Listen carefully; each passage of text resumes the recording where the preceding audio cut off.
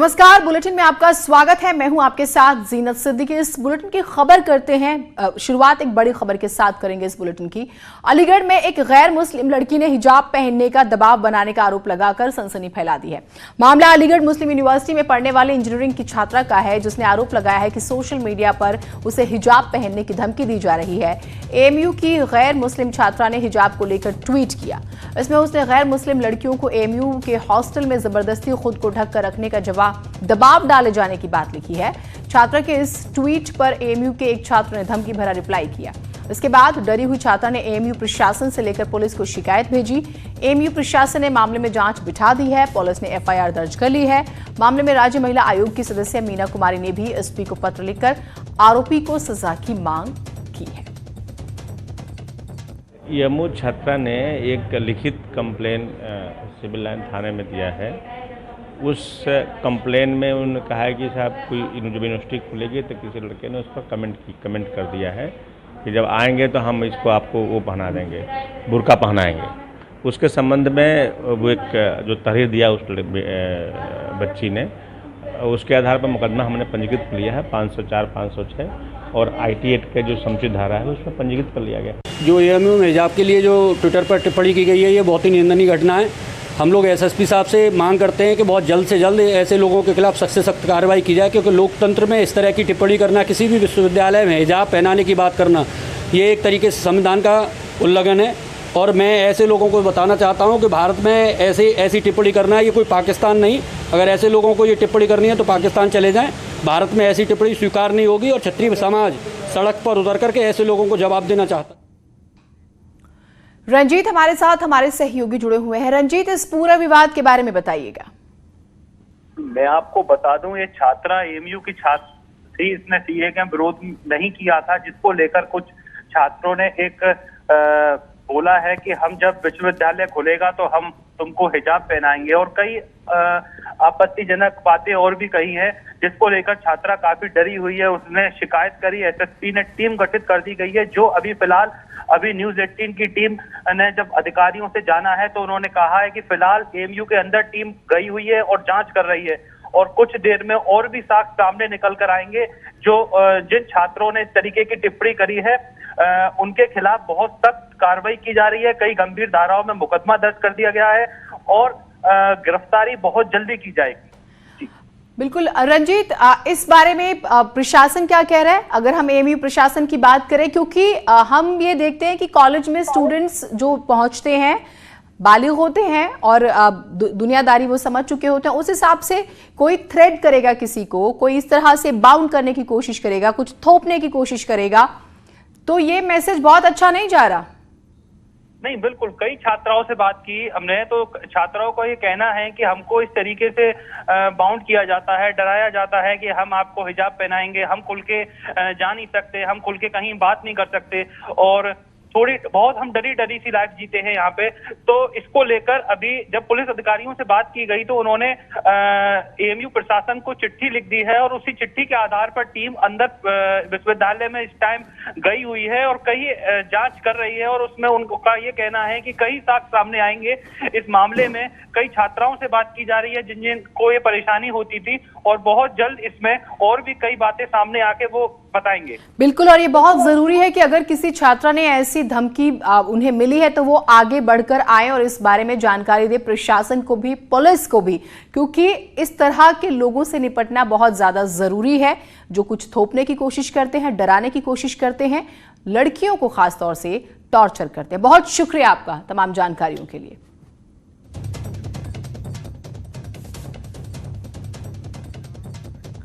और इसी बीच एक बड़ी खबर आ रही है भदोही से। अजय कुमार लल्लू का हम जिक्र करेंगे। पुलिस ने उन्हें रोका है। कांग्रेस प्रदेश अध्यक्ष अजय कुमार लल्लू का हम जिक्र कर रहे हैं। वो 3 लोगों के साथ सोनभद्र जा रहे थे। भारी पुलिस बल ने प्रदेश अध्यक्ष को हिरासत में लिया। सीतामढ़ी गेस्ट हाउस में उन्हें लेकर गई है पुलिस। उम्बा कांड की बरसी पर वो जा रहे थे। प्रदेश अध्यक्ष अजय कुमार लल्लू का हम जिक्र कर रहे हैं। उम्बा कांड जो है, आपको याद होगा, बहुत ज्यादा विवाद हुआ था। लोग अगर किसी घटना स्थल पर या किसी शहीद को श्रद्धा सुमन अर्पित करने जाना चाहते हैं, आदिवासी भाई बहनों को श्रद्धा सुमन अर्पित करना चाहते हैं। क्या जानकारी दी गई? आपको अरेस्ट किया गया? यहाँ मुझे अरेस्ट करके यहाँ बैठाया गया, भारी बल फोर्स के साथ मुझे यहाँ रोक लिया गया, ये कहकर कि आपको आगे नहीं दिया जाएगा, आगे जाने नहीं दिया जाएगा। हम इसका विरोध करते हैं। निश्चित रूप से ये सरकार लोकतंत्र की पद्धति को नहीं मानती, लोकतंत्र की हत्या कर रही है, संवैधानिक अधिकारों का हनन कर रही है। ये सरकार पुलिस के दम पर जबरन जेल और लाठी चलाकर पूरी सत्ता को चलाना चाहती है। हम डरने वाले नहीं, दबने वाले नहीं, मजबूती के साथ जनता की आवाज़ उठाएंगे। आदिवासी भाई बहनों के साथ पूरी तरह कांग्रेस पार्टी खड़ी है। पिछले समय भी हम लोगों ने उनके सम्मान और अधिकार की लड़ाई लड़ी और आगे भी लड़ते रहेंगे। अध्यक्ष जी, प्रदेश की जो सरकार,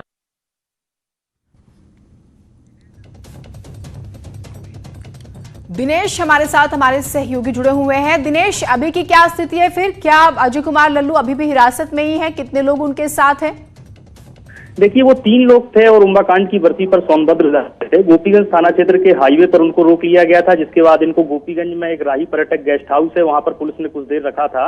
अब पुलिस उनको लेकर सीतामढ़ी गेस्ट हाउस चली गई है। अपर पुलिस अधीक्षक, सीओ और एसडीएम के साथ भारी पुलिस बल मौजूद है और उनको सीतामढ़ी के गेस्ट हाउस में भी रखा गया है। सीतामढ़ी के गेस्ट हाउस के बाहर अब कांग्रेस के कार्यकर्ताओं का भी जमावड़ा लगने लगा है। जो प्रदेश अध्यक्ष हैं, उनका कहना है कि उनको जबरदस्ती यहाँ रोक लिया गया है। वो संवैधानिक तरीके से गांव में जो मृतक हैं उनके परिजनों से मिलने जा रहे थे, श्रद्धा सुमन अर्पित करने जा रहे थे। जी नहीं, अब प्रश्न तो यही उठता है कि आप मिलने जा रहे थे या आप राजनीति करने जा रहे थे? आप माहौल खराब करने जा रहे थे, आप विवाद पैदा करने जा रहे थे और आपको पता था कि इस तरह से आपको रोका जाएगा ताकि स्थिति खराब ना हो और फिर कार्यकर्ता सड़कों पर आ जाएंगे, तो उनकी इंटेंशन पर सवाल उठेंगे?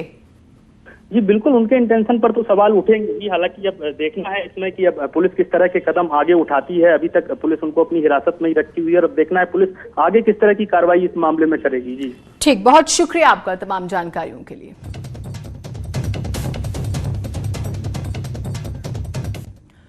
आगरा में एक होटल में भीषण आग लगने से हड़कंप मच गया। आशंका जताई जा रही है कि शॉर्ट सर्किट की वजह से ये आग लगी है। दमकल विभाग ने करीब 1.5 घंटे की मशक्कत के बाद आग पर काबू पाया और सदर थाना इलाके का ये पूरा मामला। तस्वीरें हम आपको एक्सक्लूसिव न्यूज 18 की स्क्रीन पर आप देख पा रहे हैं। आग से किस तरह से धधक के जलता हुआ होटल आप देख पा रहे हैं। हालांकि ये जानकारी आ रही है कि 1.5 घंटे की मशक्कत के बाद दमकल विभाग की कई गाड़ियों ने आग पर काबू पा लिया है।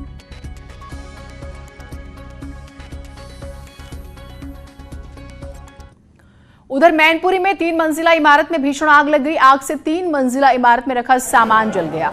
कई घंटे की मशक्कत के बाद दमकल विभाग की कई गाड़ियों ने आग पर काबू पाया। मामला बरनाहल कस्बे के अहमासनपुर चौराहे का बताया जा रहा है। तो दमकल की कई गाड़ियां आप देख रहे हैं और काफी मशक्कत के बाद आग पर काबू पाया गया। लेकिन आप आग की लपटों से अंदाजा लगा सकते हैं कितनी भयानक ये आग लगी थी। सारा सामान जो है वो जल गया।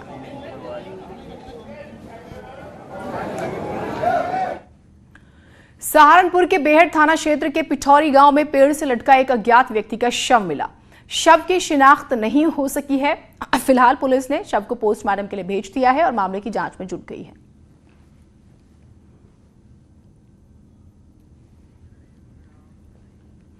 गोरखपुर के चौरी चौरा में कृषि उत्पादन मंडी समिति कार्यालय परिसर में जलभराव होने से मंडी में सब्जी बेचने के लिए किसानों और थोक दुकानदारों को भारी मुसीबतें हो रही हैं। कई दुकानदारों की सब्जियां पानी में डूबने से नष्ट हो चुकी हैं। किसानों और दुकानदारों की काफी नुकसान उनको हो चुका है। जलभराव की समस्या से जूझ रहे दुकानदारों और किसानों को संक्रामक बीमारियों का भी खतरा बना हुआ है। लेकिन सूचना देने के बावजूद भी अधिकारियों की लापरवाही से जलभराव की स्थिति बनी हुई है।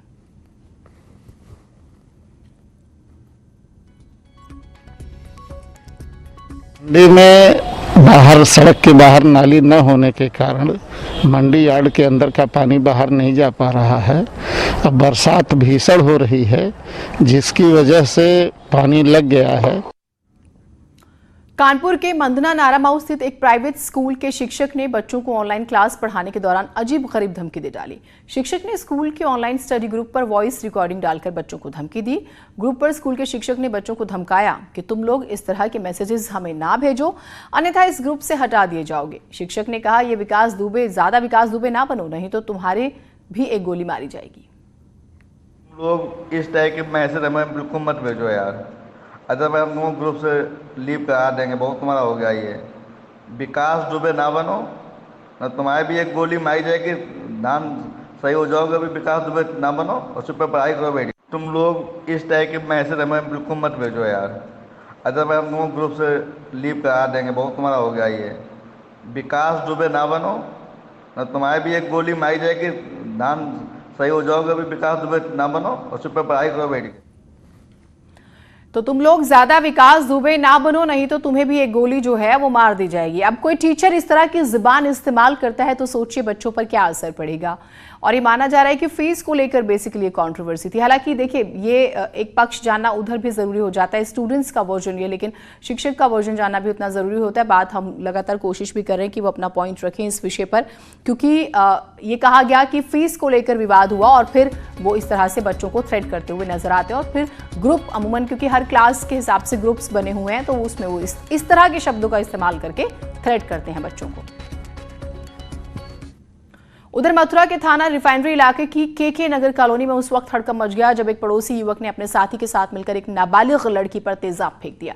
खबर पाकर इलाके की पुलिस वहां पर पहुंचती है और लड़की को इलाज के लिए अस्पताल में भर्ती कराती है। घटना उस वक्त घटती है जब गेट खटखटाने के बाद दरवाजा खोलने आई नाबालिग लड़की पर पड़ोसी युवक तेजाब फेंक देता है और फरार हो जाता है। दोनों पड़ोसियों में पुराना विवाद चला आ रहा है।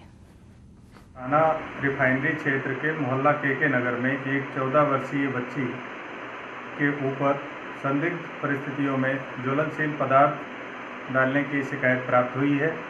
चिकित्सकों की प्रारंभिक राय में कोई बर्न इंजरी नहीं पाई गई है। आवश्यक वैधानिक कार्यवाही की जा रही है।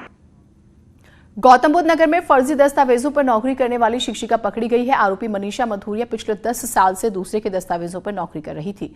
मामले के खुलासे के बाद से शिक्षिका फरार हो गई। शिक्षिका ग्रेटर नोएडा के नवादा गांव में सरकारी स्कूल में काम करती थी। बीएस ने बताया है कि शिक्षिका को बर्खास्त कर उसके द्वारा लिए गए वेतन 40,70,000 रुपए की रिकवरी की जाएगी। आरोपी शिक्षिका मूल रूप से अलीगढ़ के बसौली गाँव की रहने वाली है। उसमें हमारे यहाँ 2823 में एक कैंडिडेट थी मनीषा मथुरिया।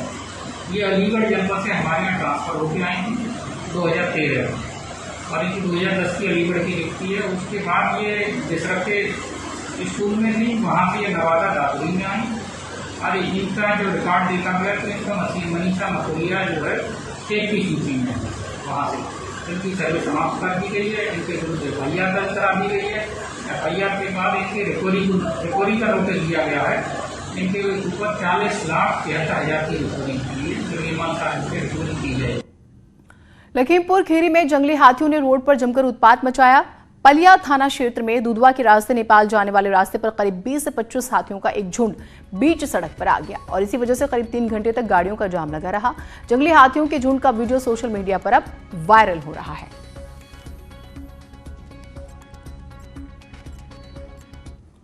उधर लखीमपुर खीरी में पेड़ पर अजगर दिखने के बाद लोगों ने शोर मचाया और फिर इस बारे में वन विभाग को जानकारी दी गई और फिर वन विभाग ने इस अजगर को पकड़ा और जंगल में छोड़ दिया।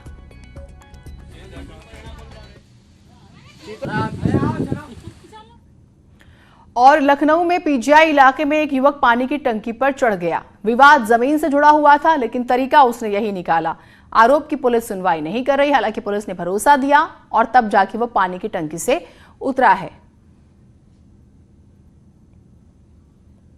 तो ये तस्वीरें भी हम आपको दिखा रहे हैं। जमीन का विवाद था और पानी की टंकी पर ये चढ़ जाता है। आरोप लगाता है कि इसकी सुनवाई नहीं हो रही।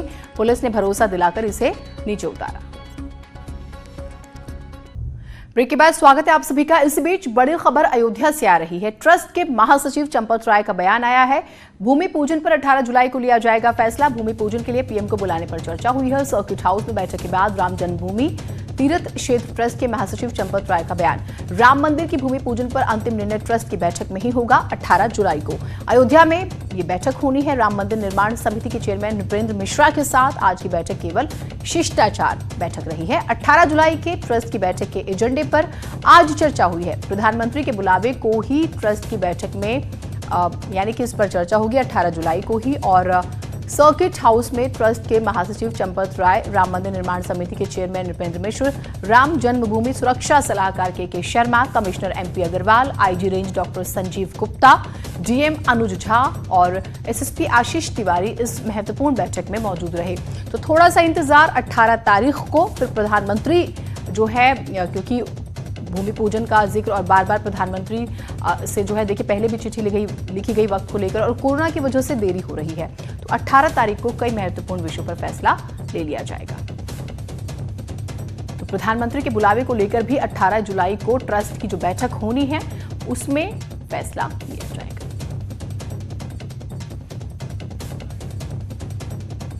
तो बड़ी खबर आ रही है जिससे हम आपको लगातार रूबरू करा रहे हैं।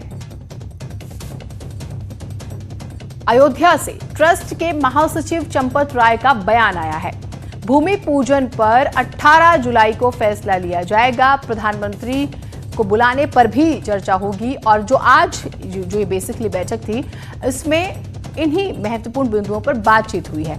एक शिष्टाचार बैठक का वो जिक्र कर रहे हैं।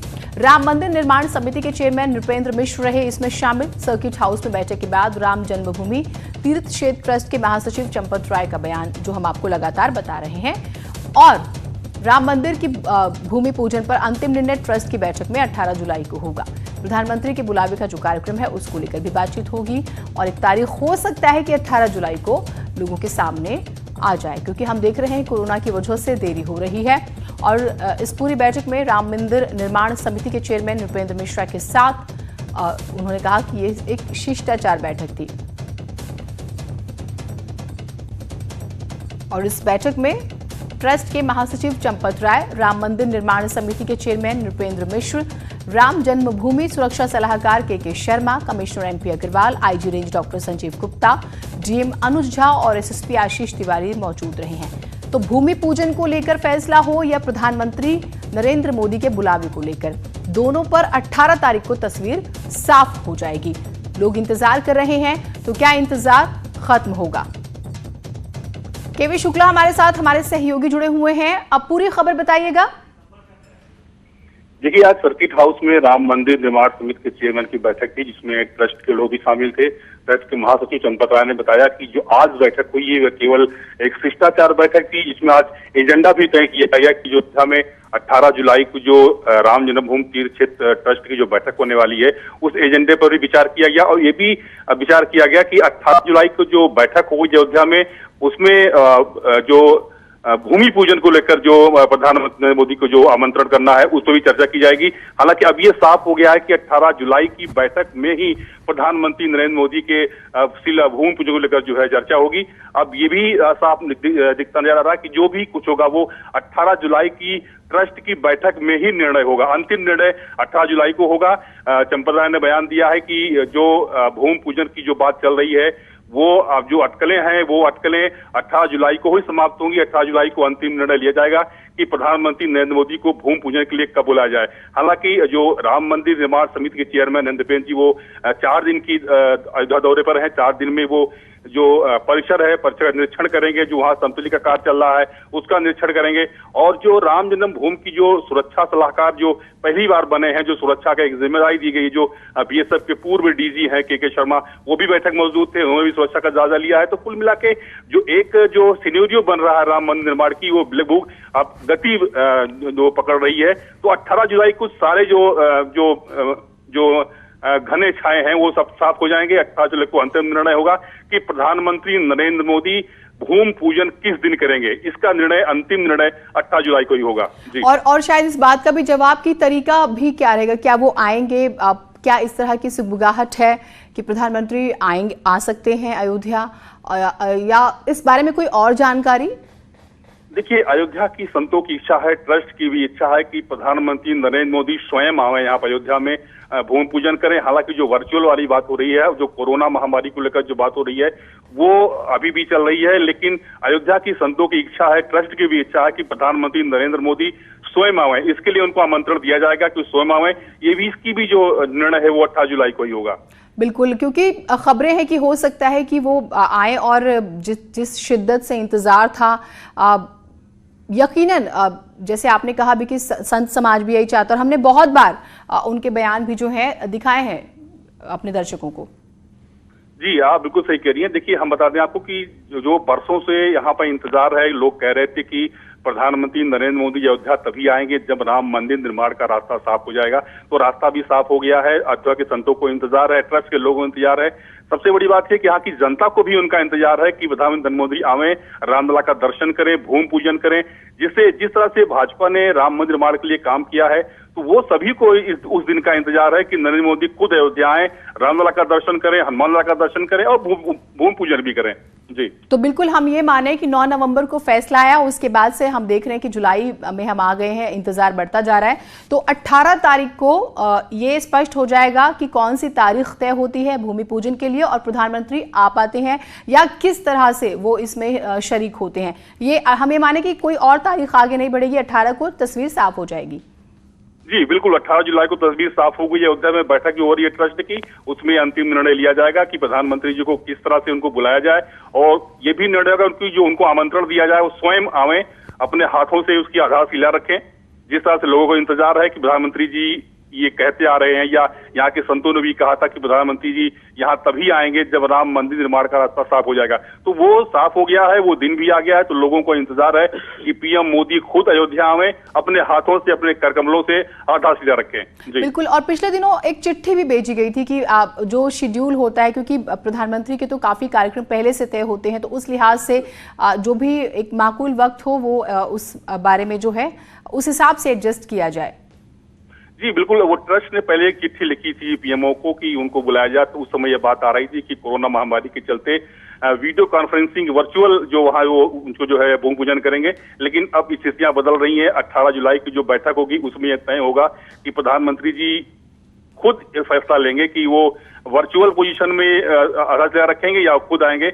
अब ये भी जो 18 जुलाई को एक नया आमंत्रण पीएम हो जाएगा, उनसे आग्रह किया जाएगा, उनसे निवेदन किया जाएगा कि अयोध्या के संतों की जो इच्छा है, जो उनकी मांग है कि वो स्वयं अयोध्या आवे, रामलला का दर्शन पूजन करें और फिर वो आधारशिला रखें। एक और चर्चा है श्रावण पूर्णिमा के आसपास, तो इस बारे में कोई और बात हुई आज की मीटिंग में, या हम इसके लिए भी 18 तारीख का इंतजार करें? जी देखिए, बहुत सी इसमें सूत्रों के हवाले से खबर चल रही है। कोई कुछ कह रहा है, कोई कुछ कह रहा है, कोई कह रहा 3 तारीख को आए, कोई 5 तारीख को आएंगे। तो श्रावणी पूर्णिमा जो है 5 अगस्त को है, लेकिन चातुर्मास भी चल रहा है, जिसको शुद्ध हिंदी में जो हमारे गांव में कहते हैं कि मलमास चल रहा है। इस मलमास में जो है कोई शुभ कार्य नहीं होते हैं। तो ऐसे में लोगों को जो है वो उसका एक नवरात्रि का इंतजार है कि नवरात्रि में उसके प्रथम दिन या फिर विजयादशमी को इसका आधारशिला रखा जाए। तो इन सब चीजों को लेकर 18 जुलाई को चर्चा होनी है कि कौन सा शुभ दिन हो जिसमें इसकी आधारशिला रखी जाए। तो ऐसे में श्रावणी पूर्णिमा 5 अगस्त को पड़ रही है, लेकिन जो लोग ट्रस्ट के हैं, जो संत लोग हैं, वो इस श्रावणी पूर्णिमा को भी नहीं मान रहे हैं। उनका मानना यही है कि जो नवरात्र होगा हमारा, जो अक्टूबर माह में पड़ेगा, वो 5 जो है वो नवरात्र के प्रथम दिन जब नवरात्र शुरू होता है या फिर अंतिम दिन जो होता है जो विजयादशमी, उसको रखा जाए। तो इन दोनों तिथियों को लेकर भी चर्चा होगी। फिलहाल सभी लोगों को 18 जुलाई की बैठक का इंतजार है कि ट्रस्ट के लोग क्या निर्णय लेते हैं, संत क्या निर्णय लेते हैं। हालांकि ट्रस्ट भी निर्णय वही लेता है जो संतों की इच्छा होती है, संतों की इच्छा के अनुरूप ही ट्रस्ट भी अपना जो निर्णय लेगा। तो कुल मिला के ये देखा जा रहा है कि अब 18 जुलाई पर ही सभी की आंखें जम गई हैं, सभी की निर्णय उसी तरह 18 जुलाई को ही होगा। तो इसलिए अब 3 बातें महत्वपूर्ण आ रही है शुक्ला जी, अब 3 बातें महत्वपूर्ण आ रही है। एक, प्रधानमंत्री के कार्यक्रमों के हिसाब से तारीख तय। एक, आप जैसे आपने कहा कि कौन कौन से महीने शुभ हैं और उस हिसाब से वो आप बारीकी से हमें बता सकते हैं। और एक, साधु संत समाज की इच्छा बेशक से जो हो या लोगों की जो भी इच्छा हो, ये भी देखा उतना ही जरूरी हो जाएगा कि प्रधानमंत्री के जो कार्यक्रम है उस हिसाब से वो कैसे एडजस्ट करते हैं। क्योंकि हम ये भी देख रहे हैं कि कोरोना काल में अब दिन रात काम हो रहा है और तमाम तरह की मीटिंग्स, और हम बाकी आसपास के मुल्कों के साथ भी ताल्लुकात देख रहे हैं, तो चीजें थोड़ी सी मुश्किल सी लग रही हैं। बिल्कुल सही कह रही हैं, क्योंकि संतों की इच्छा तो है ही है, लेकिन अब वो प्रधानमंत्री जी किस तरह से अपने कार्यक्रम को देते हैं, किस तरह से इनका आमंत्रण जाता है, वो सभी चीजें देखा जाएगा। चाहे चीन हो, नेपाल हो, जो भी सिचुएशन इस समय चल रही है, कोरोना महामारी चल रही है, तो इन सभी चीजों को देखते हुए प्रधानमंत्री निर्णय लेंगे कि हम अयोध्या जाएं या ना जाएं, या वीडियो कॉन्फ्रेंसिंग के थ्रू ही आदत रखें। तो इन सभी चीजों को लेकर अंतिम निर्णय तो प्रधानमंत्री को ही करना है। मैं आपके पास आती हूँ, चंपत राय जी का बयान है, एक बार वो दर्शकों को हम सुना देते हैं।